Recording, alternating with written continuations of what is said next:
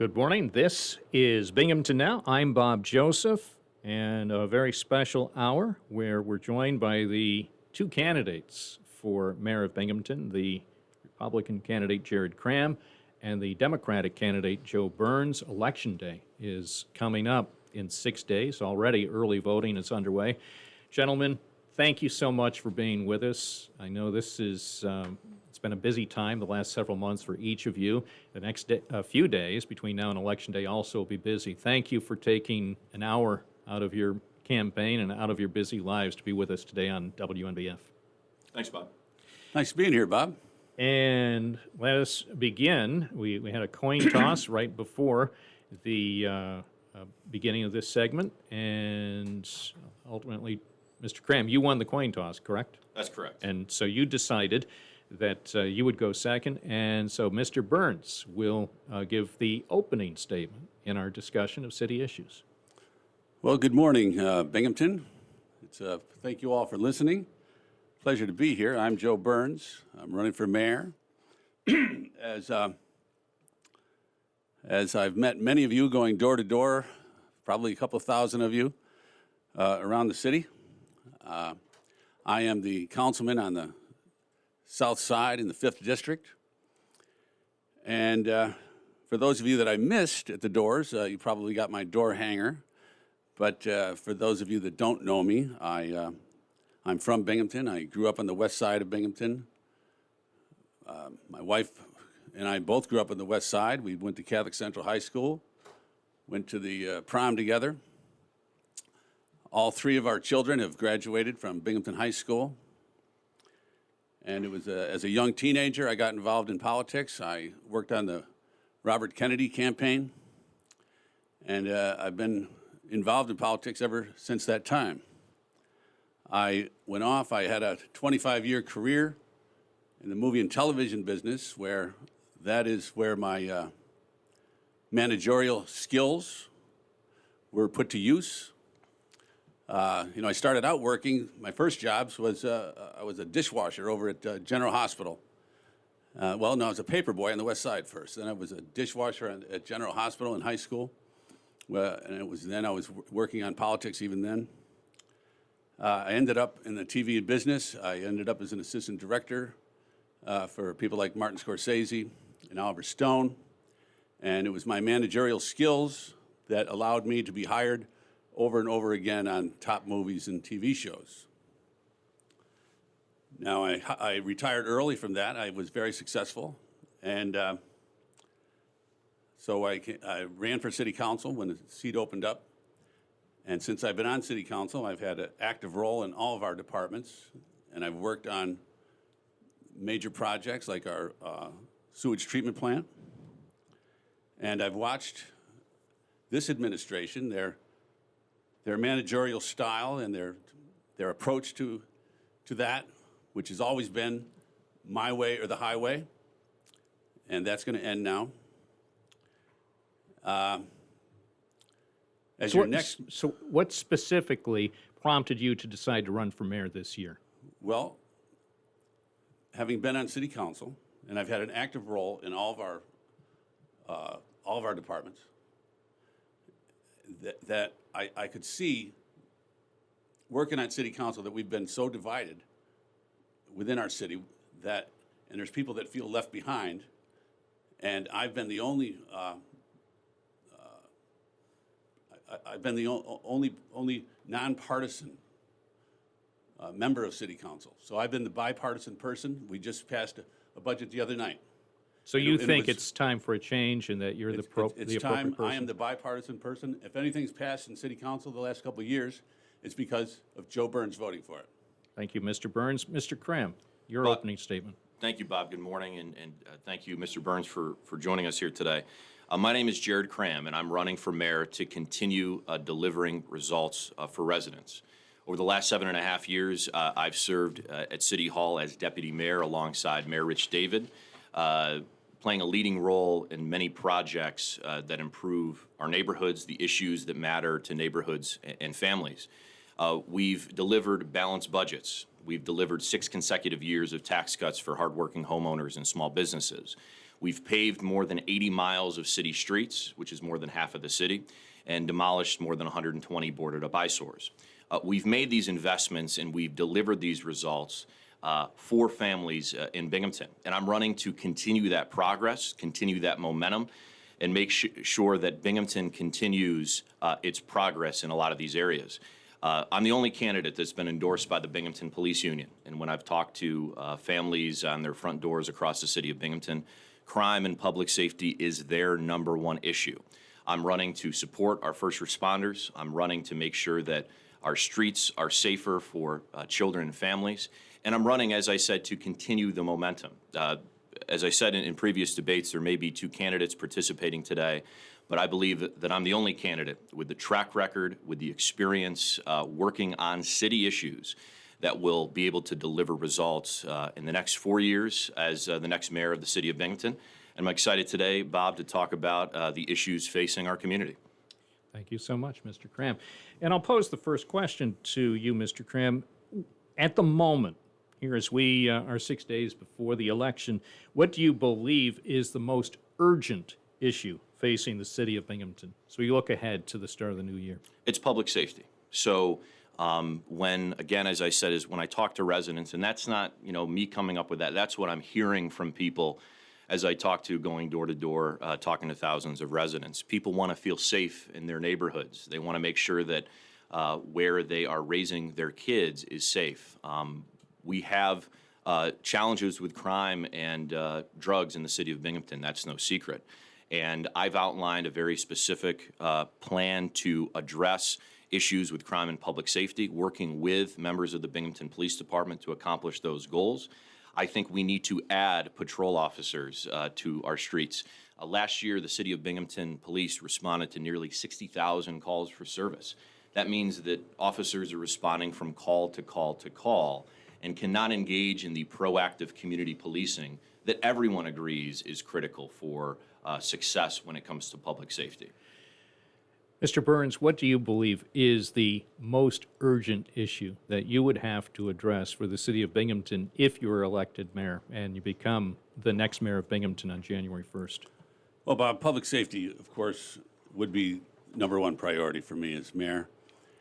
And I support the Binghamton Police Department, and I've had meetings with them, and had a meeting with the union and explained to them my voting record on police. I voted to add 2 police last year, and I have voted yes on everything that the police chief has ever asked for at City Council. My opponent, of course, has put out an ad with a lie in it saying that I was going to defund the police, which is a complete lie.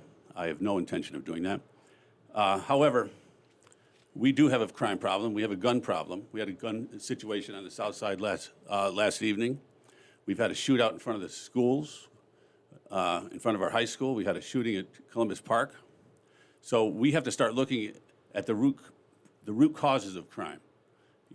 Adding police hasn't been the answer. Crime has gone up. We've added 20 police in 8 years, but yet crime has continued to climb, and it's at an all-time high.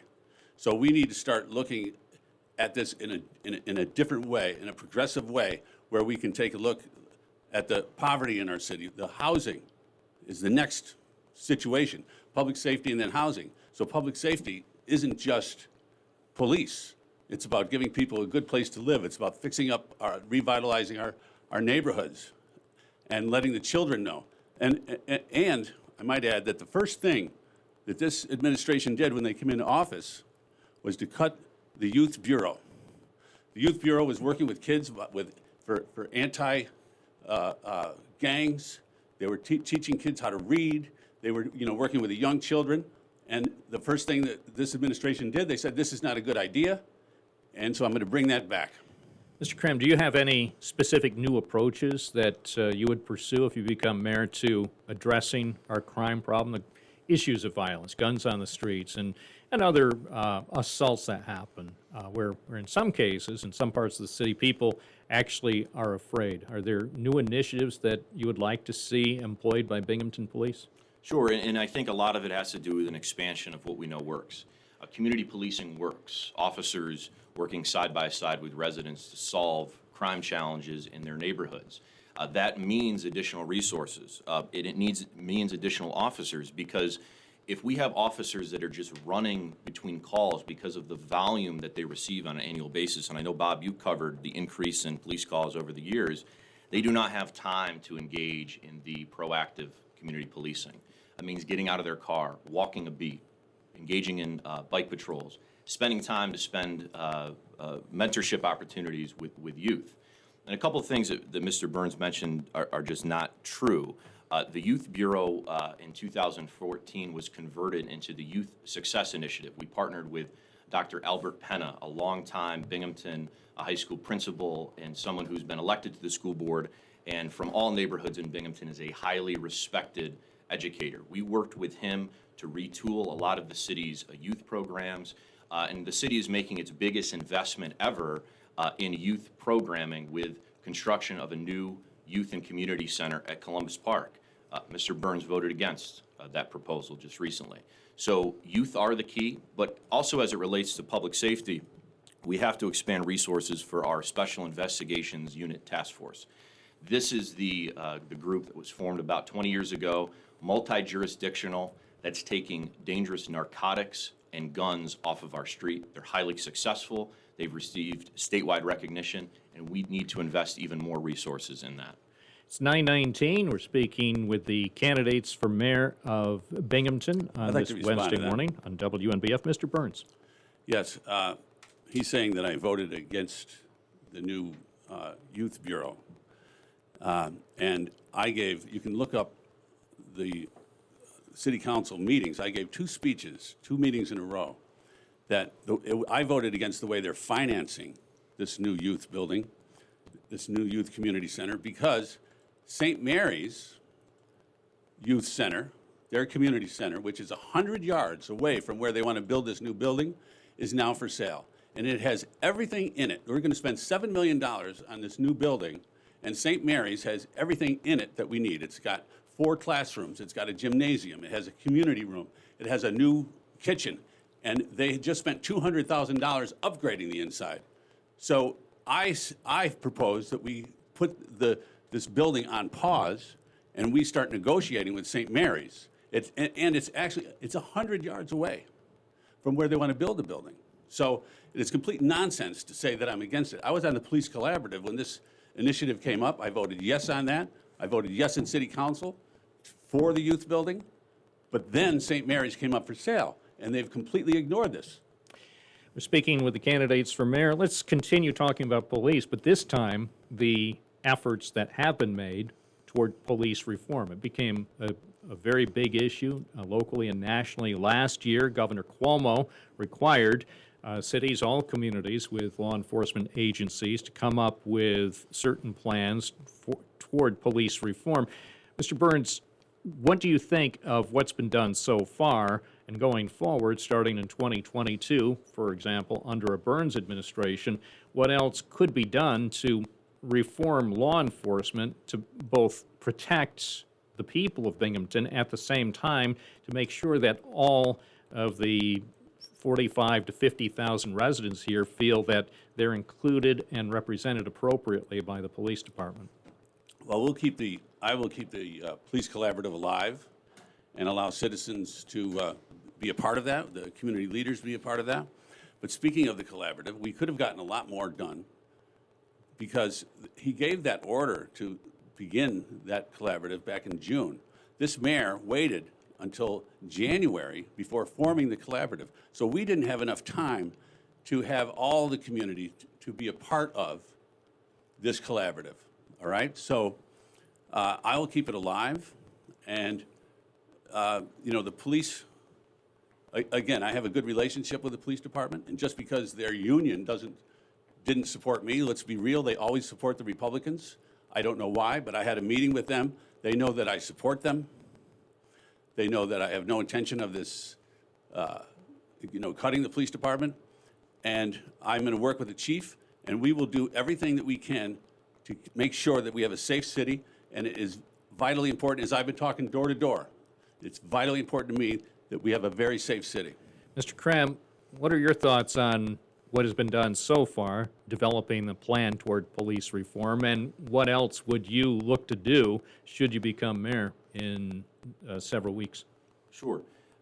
So if you look at Binghamton's Police Reform Collaborative and you compare it against any other police agency in Broome County, I think you'll see that ours is the most comprehensive. We spent the most resources and time on it and brought in experts in criminal justice to advise us and help us with data collection, data analysis. If you look at, for example, our plan and report compared to one that was done by Broome County, it's apples and oranges. You know, we spent a lot of time and brought in a lot of folks. One of the key things that was brought out of the collaborative is we need to do a better job, as police agencies across America do, in recruiting officers of color. We need to make sure that our police department is reflective of the community that they serve. So one of the things we've been able to get done this year after passage of that collaborative plan was the hiring of a retired police officer, Chuck Woody, who's serving as our community relations and recruitment individual.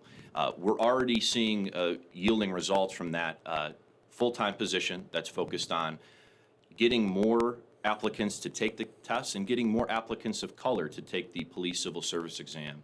We want to be the most diverse police force in the Southern Tier, and certainly as the largest agency, other folks are looking to us for innovations and reforms. And I think it's important to point out that, you know, Binghamton was the first local police agency to have body-worn cameras far before it was mandated by the state. We've been updating our use of force policy, but it has to be done in conjunction with the police union. And the police union is telling us, look, we need more resources, we need more personnel. That is critical to having a strong, safe department. And one of the biggest concerns that I had was when the Ryan administration cut 20 police officers. It was a bad decision. It was devastating for the police department. We have to continue to build back those officers, and I think that each candidate should be on the record as to whether that was a good or bad decision for the city of Binghamton. Mr. Burns, was that a good decision when Mayor Ryan made the decision to eliminate? It was a bad decision. I like the numbers that we have now. But also, I'd like to say that Mr. Kraham here is taking credit for the recruitment officer. He had nothing to do with it. He wasn't on the police collaborative. I'm the one that advocated for this position. I'm the one that voted for this position. I'm the only one here that has a vote on the police collaborative, not him. So everything that was done on that police collaborative, I was a part of. He was not. And now he's trying to take credit for it. Mr. Burns, what about leadership in the city police department? Would you make changes in the administration? We've had a police chief who's been in charge for several years.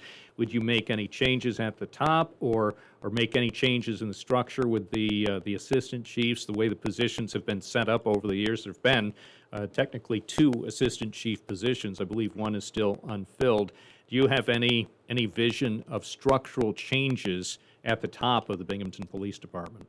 I have no plan to change at the top. I get along with Chief Zukoski very well. However, I think that a new set of eyes at the city of Binghamton's police department would be good. As I say, the police is not the answer. So I would like to work with the chief and talk about looking at the root causes of the crime, so that we can bring in experts from around the country. You know, we don't have to reinvent the wheel. We can. You know, I support the police department, but I don't have to choose between supporting the police department and supporting police reform. So I worked with the chief on the collaborative, and I will continue to work with the collaborative and the chief.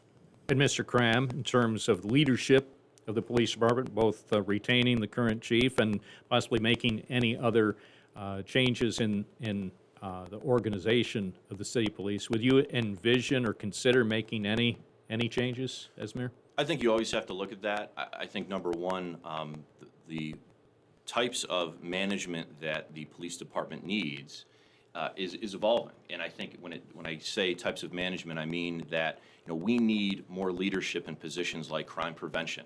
We've seen a growth and expansion of the city's crime analysis center, which we announced an expansion of just a few months ago with the Department of Criminal Justice Services. That was a project I worked with the police department on. So that expansion means that more is being done behind the scenes. We're working on multi-jurisdictional levels, and it may require more leadership positions in something like the Crime Analysis Center or the Special Investigations Unit. The structure of the police department has to reflect 21st century policing. And as I said before, everybody agrees that officers building relationships with neighborhood watch groups, officers building relationships with community members is the only way to achieve better public safety for city residents. And we can shift a lot of resources in those areas and in those programs with BPD, but it probably will require new administrative roles to achieve that. Is there ever, in your view, going to be a consideration again of Binghamton reaching some sort of shared services agreement like existed for a short time with the Village of Johnson City, where Joseph Zukuski served as police chief for both departments? You think going forward, at some point, the city of Binghamton will ever work with a shared services agreement with other law enforcement agencies, maybe not identical to what existed, but something along those lines? I think there are opportunities, but not in the sense of what existed with the Village of Johnson City and the police department specifically. But I always think that whether it's with other municipalities or going up to the sheriff's office, there are always shared services, programs, grant funding that we can collaborate on. And Mr. Burns, what do you think about that? Ever developing another kind of partnership in any way similar to what existed for a short time between Binghamton and Johnson City with a shared police chief? No, I don't think that worked out well. However, I supported the creation of the Crime Analysis Center as a member of City Council. My opponent, again, is taking credit for things that he had nothing to do with. And I think the Crime Analysis Center is a very good idea. So we have police from every municipality in the county working together to prevent crime. And I completely support that, and I'll be working to make that even go further. And Mr. Kraham, just a brief response before we take a I break. know you're taking a break, but Mr. Burns, you may have taken a vote at one city council meeting, but who do you think was working behind the Not you. scenes, meeting with contractors, working with police department, working with Lieutenant Bidwell to obtain grants, to actually find funding to build out, to host meetings, to do walkthroughs? That happens on the city administrative side, and that's what I do in my role as deputy mayor. And we will continue our conversation with Jared Kraham and Joe Burns, the candidates for mayor of Binghamton. I'm Bob Joseph. You're listening to News Radio 1290. Your trusted source for news and information.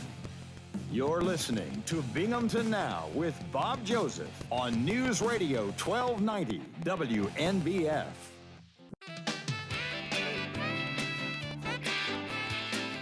News Radio 1290 WNBF.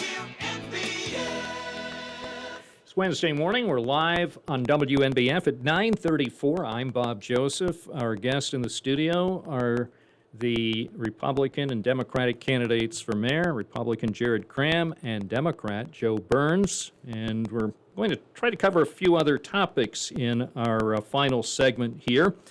Mr. Burns, what new approaches would you institute to help the thousands and thousands of Binghamton residents who are low income, many people who are living in poverty? What more can be done to help those who are not as fortunate as many of us? Well, Bob, I was over at the Presbyterian Church last night, and there was a lineup outside, and they're standing in the rain for a cup of soup. And I'm talking about 20 people in line. So we do have a big problem here of unhoused people and poverty, and it's hidden. And this administration has pretty much ignored it. We need to start prioritizing housing. We have to work with the county. This administration does not like to work with our county executive, Jason Garner. And so we need to prioritize. We need to work with the federal government the county government, the state, and start getting grants, try to get more money, and start partnering with more builders to build, like we did over at 50 Front Street. They got a $5 million grant to build that building, but that was for high income. So we need to start getting grants. We can use some of the $46 million that we got from the federal government, and we need to start partnering with more partners to build them. And we have to, people are actually hungry. People actually hungry in this city that we live in. And we have to do something about that. And Mr. Kraham, do you have any specific ideas, new initiatives that you would pursue as mayor to deal with those who are having big housing issues, food issues, and other things that so many of us don't have to deal with, but we know a lot of our friends and neighbors are in dire need? Sure. In Binghamton, Bob, 1/3 of families live in poverty and 1/2 of children live in poverty. And, I think what really illustrates our approach to dealing with issues of poverty, of affordable housing, food access, can all be seen in one project on Binghamton's north side, and that's Canal Plaza. That was a project that we worked to get state grants to demolish the former Big Lots Plaza. We worked with a developer. We worked with the Binghamton Housing Authority, which I serve on the board of, to construct 48 units of new affordable housing. This is housing for families that are living paycheck to paycheck. And in the ground floor of that, for the first time in 25 years, is a grocery store on the north side of Binghamton. We've supported that through CHOW and through the Council of Churches, Greater Good Grocery. That's providing a valuable service to poor families that live on the north side of Binghamton, providing them affordable food access, and that funding is being reinvested into the Council of Churches to support their soup kitchens and support their food pantry programs. It's a social purpose grocery store, and it's exactly the type of outside-the-box thinking that's been a cornerstone of this administration, working alongside Mayor David. We brought in partners with the Housing Authority and with the Council of Churches and provided funding for that program. And it's a formula that works if you look all across the city of Binghamton. If you look on Crandall Street, what used to be, for all intents and purposes, probably the worst street in the city of Binghamton, or if not Broome County, with drugs, with blight, with criminal activity. We transform that by partnering and bringing together the First Ward Action Council. And if you walk on that street today, it's one of the nicest on the west side. It's providing housing for people, but when we say providing housing, that literally means these projects that I've talked about, that I've played a leading role in putting together for funding and for operations, and to actually get them built, walking through these projects with developers while they're under construction.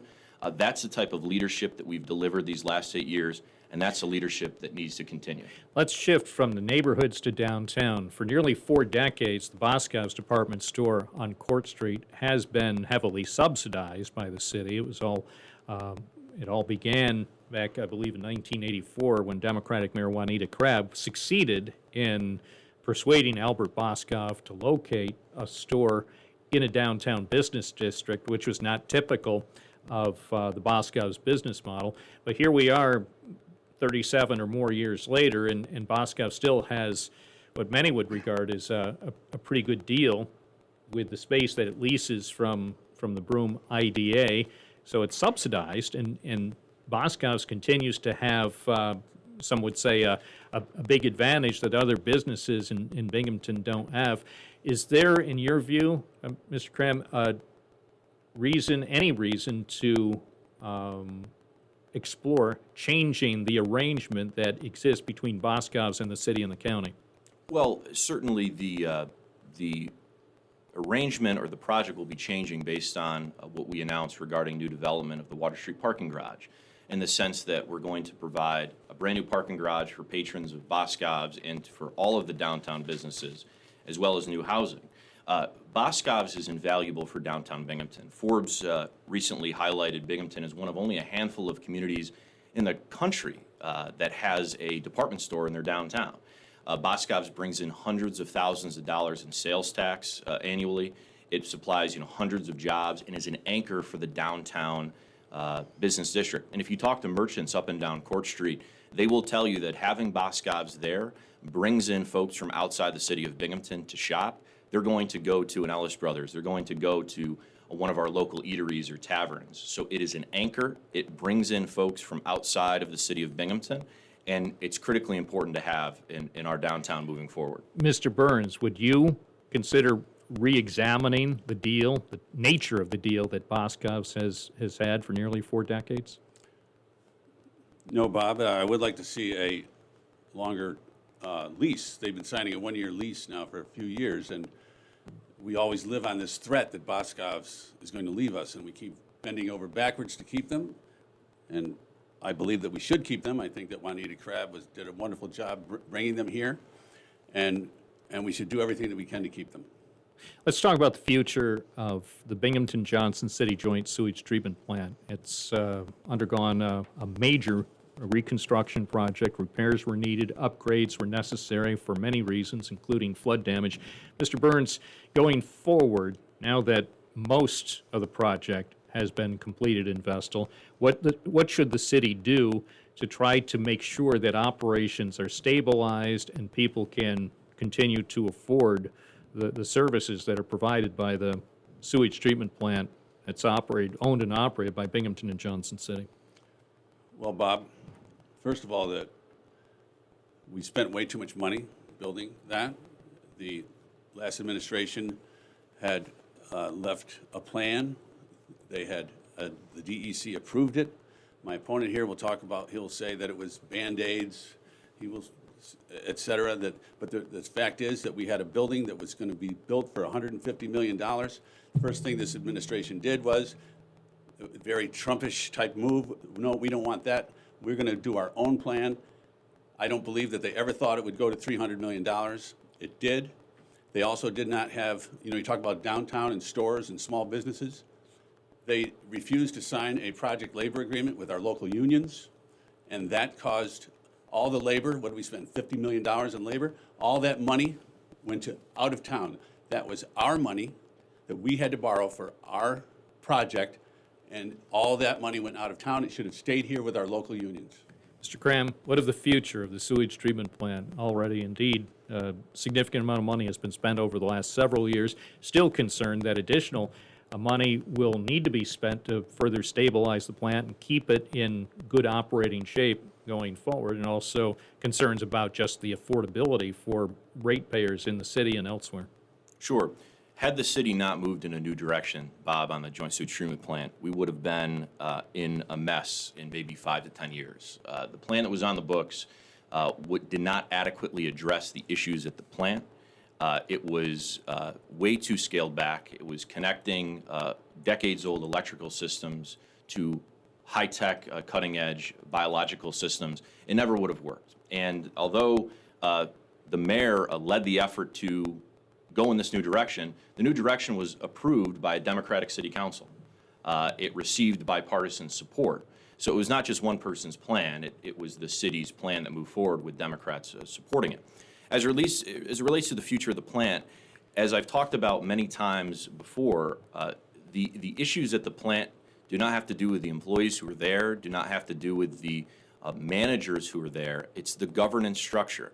No business in the private sector, or really you don't even find in government, a system in which you have 2 municipalities owning one piece of infrastructure, 5 village trustees, 7 members of city council, 2 mayors, 2 sets of attorneys, 2 finance officials from these villages and city.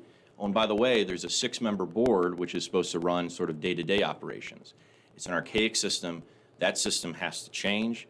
I want it to remain in public hands. It is a public asset. There's a lot of public money that's been put into it, and it's something that we have to invest in. But at the end of the day, this was Broome County's largest environmental challenge that's been fixed. The smell is gone from the Vestal Parkway. The flooding risk has been mitigated, and now we have a brand-new plant that will last ratepayers for decades. This is WNBF's Binghamton Now program, 9:45 on a Wednesday morning, 6 days before Election Day. I don't hear a lot about the city parks. At least I haven't heard much discussed about the park system in the campaign. Mr. Kraham, going forward, aside from Recreation Park, which seems to get so much attention, inappropriately so in the view of many because it's so popular, but for other parts of the city, is there more that the city of Binghamton can do to enhance the resources available through the Department of Parks and Recreation? Of course, more can be done, Bob, and I think that when thinking about parks, it's not just new amenities, which I think a lot of folks think about, but it's basic maintenance, and how do we provide new types of services or amenities that don't cost taxpayers a lot of money. And I'll give you two examples. On the south side, Sandy Beach Park, which was repeatedly flooded. It was an underutilized basketball court, softball field. We worked with Binghamton University students to create the city's first self-guided nature trail, and with an educational opportunity for our youth. It's flood, the risk has been mitigated. It's naturally grown. So that's an amenity that didn't really cost a lot of money, but it was something new and different for the city of Binghamton. The other thing we have to do is we have to invest in Ross Park. Ross Park, which is home to the fifth oldest zoo, the Discovery Center, has a series of infrastructure challenges as it relates to stormwater at the park, which we're working to address. But it also has unbelievable opportunity there with the topography, the nature trails, the hiking trails that have been underutilized for decades, the historic entrance of the park. And we're working with the Discovery Center and Zoo, their board of directors, as well as students from Cornell University, to develop a master plan where we can invest new resources in Ross Park. And it doesn't mean you have to go to the Zoo or Discovery Center to enjoy them.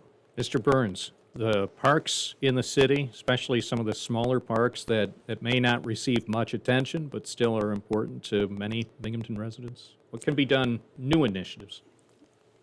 The Ross Park initiatives, that is my district, and I have been working with the city on all of these initiatives to increase,